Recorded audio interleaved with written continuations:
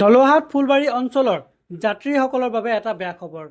এই ভিডিঅ'টো আপুনি যিমান পাৰে বেছিকৈ শ্বেয়াৰ কৰি দিয়ক।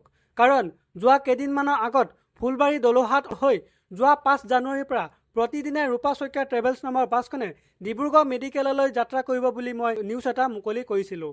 সত্য আছিল। হঠাতে বাছৰ অনাৰে মোক ফোন কলৰ যোগেদি জনালে যে অন্য বাছৰ অনাৰসকলৰ দাবী ৰূপা শইকীয়া ট্ৰেভেলছ নামৰ বাছখনে ডাইৰেক্ট ডিব্ৰুগড় মেডিকেললৈ যাত্ৰা কৰিব নোৱাৰিব।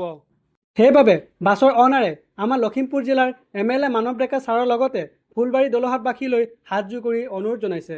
ৰূপা শইকীয়া ট্ৰেভেলছ নামৰ বাছৰ সহায়ত অতি কম দিনৰ ভিতৰতে ডাইৰেক্ট ডিব্ৰুগড় মেডিকেললৈ যাত্ৰা কৰিব পৰা সুবিধা কৰি দিয়ে যেন। কাৰণ ফুলবাৰী দলহাট অঞ্চলৰ পৰা ডিব্ৰুগড় মেডিকেল কলেজ যাবলৈ বহুত অসুবিধাৰ সন্মুখীন হ'বলগীয়া হয়। গাড়ী নাম্বাৰটো হৈছে AS07CC2441 আৰু যোগাযোগ নাম্বাৰটো হৈছে 8638776492। ভিডিঅ'টো চাই কেনে পালে কমেণ্টত জনাবচোন। লগতে লাইক শ্বেয়াৰ কৰিব নাপাহৰিব। আৰু যদি ইউটিউবত চাই আছে তেন্তে ছাবস্ক্ৰাইব কৰিব নাপাহৰিব। ধন্যবাদ।